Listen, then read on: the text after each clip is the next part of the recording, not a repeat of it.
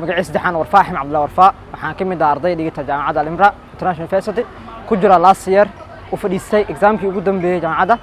faculty-ga waxa waaye nursing yani health science department of nursing waxaan ka mid ahay ama aan ahay gudoomiyaha ardayda jaamacadda Al-Imra International University hab socodka iyo waxbarashada ee jaamacadda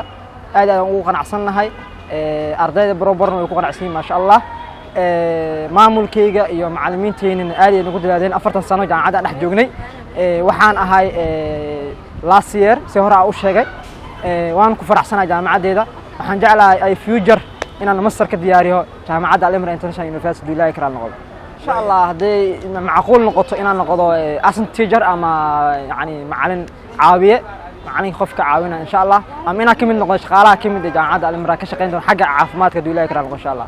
jaamacadda inta ardayda ku soo biirayaan sanad dugsiyeedka 2022 waxaan ilaahay welcome ku soo dhawaada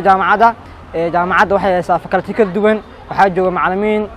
shaqaale aad u tarbiyaysan yani ku carbiyaysan inay ardayda Soomaali u shaqeeyaan haduu ilaahay waxaan ilaahay welcome to Al-Imra International University ayu